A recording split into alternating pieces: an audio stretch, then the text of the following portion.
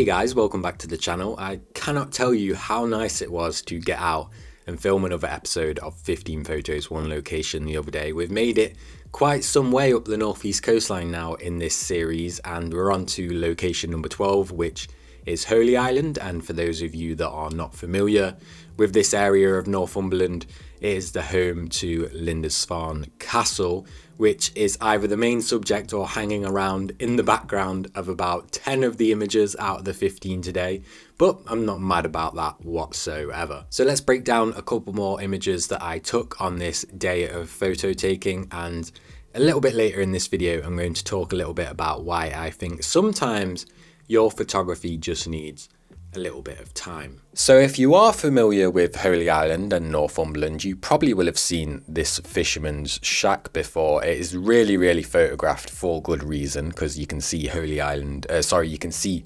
Lindisfarne Castle in the background, and this hut is just pretty aesthetic, isn't it? It changes a lot. Sometimes it's quite chaotic like it is on this day. Given it is really overshot, I wanted to go and get my version of it out the way first, to say, you know, I've got that photo, I can put it to rest. I think that's quite a good approach to have wherever you go, anywhere in the world, to photography, to get that sort of, I don't want to call it cliche, but maybe just overshot image first, because everybody wants them, right? If you go to a place and there's a famous photograph there, you want your version of it. So take it, get it out of the way, tick it off your list, and then you don't have to think about that shot anymore. But the one I'm actually more fond of is this one here, where I drop down with my camera, and in this one we're actually cutting out Lindisfarne Castle in the background and getting more of a detail shot. I don't know why. This one I just like a lot more. So a few steps away I find this little boat on the floor here, and what really drew me to this was all the sort of chipped paintwork on the boat there.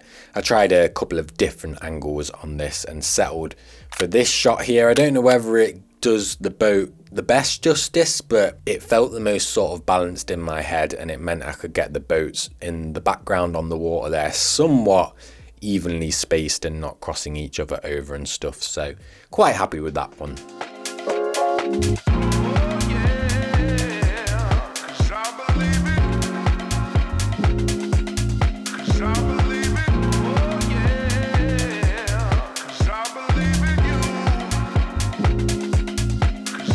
Next shot coming up here is probably more of those kind of a shot that's for us rather than for the sake of photography, but you know, you've got to take these images to remember moments and keep photos close to your heart. There's Jess and Lupin there in the distance, just stood in front of the castle, and I really like this. We've got that nice sweeping pier leading up to them, and it's just a nice shot. So moving off down that little pier there, I try and frame something up here that's a little bit more unique that I've never really seen before. So you see these railings here. What I'm doing is just trying to get those two boats on the water positioned nicely in between the right hand side railing, and we end up shooting this, which is a nice curvature frame around the castle and the boats, and it's quite nice. I'm not 100% happy with it. Maybe if the conditions were a little bit more moody or something like that, it would have been nicer, but something a little bit different that I've never really seen before from this location, so I was happy about getting something new.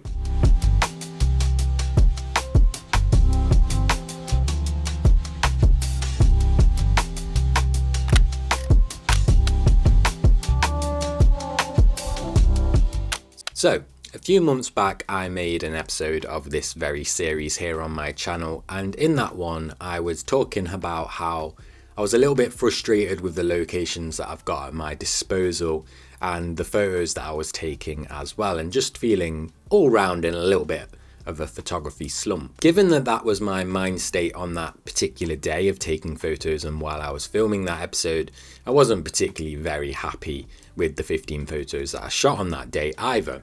However, the other week somebody commented on that video, and for whatever reason I decided when I saw that comment to watch that video back. I rarely watch my videos back, but for some reason in that moment I did, and to my surprise I was actually pretty happy with most of the photos in that video. Were they top tier portfolio contenders? No, they weren't, but I did like them, which reminded me of quite a valuable lesson, I think, in photography. And it's just simply, if you don't like your photos right away, or you're a little bit annoyed by the day out that you've just had, maybe just take a step back and let them have a bit of time to breathe. Maybe don't even edit them straight away if you're not that happy with them. If you come back to them with fresh eyes after having a little bit of time of not looking at them, maybe a few weeks, maybe a month, whatever it may be, and you still don't like them, then the chances are they're probably just not really for you. You don't really see them fitting into your work, and they're just not really up to your standard anymore. But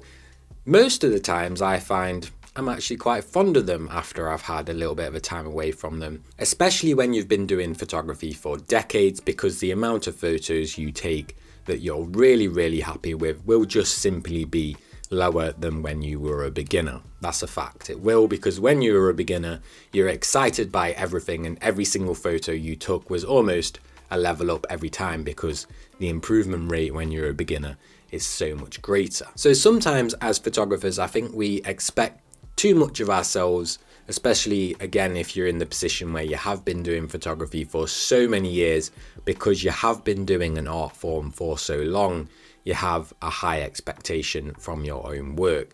So just a little something to think about if you don't like your photos, or you're pretty frustrated by them on the day, or maybe you go to a really great place and all the conditions line up and stuff and you're still not that happy with the photos. Maybe just give them a little time to breathe.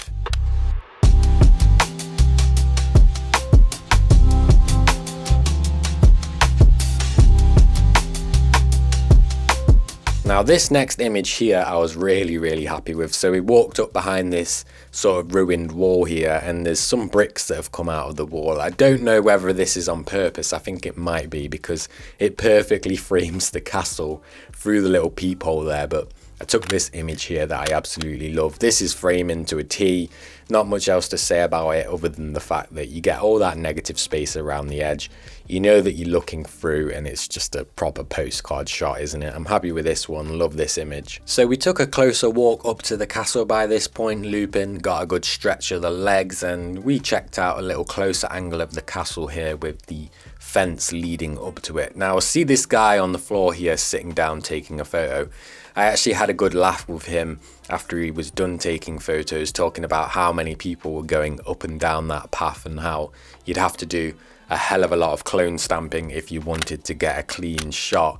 And this one's for you. If you happen to come across my video, I highly doubt it, but here you go. Clone stamp you out, mate. I did manage to find a little bit of a break in the crowds to capture this image here. There were still some people walking up the path, but they were so far to the left of the frame that I didn't feel too guilty about clone stamping them out, because I could have cropped them out, but I wanted to keep the crop how I shot it, so I sort of prioritized removing a person or two.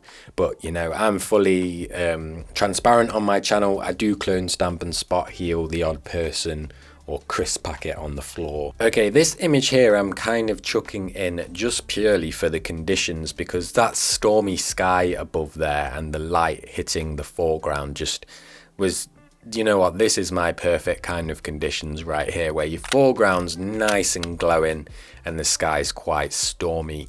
And there's no real major subject in this image, like I say, sort of gravitating towards these chaotic, messy scenes. I don't know why, but I shoot this image anyway, and I do like the abbey, or priory should I say, in the background that's ruined, and all the boats of course across the shot.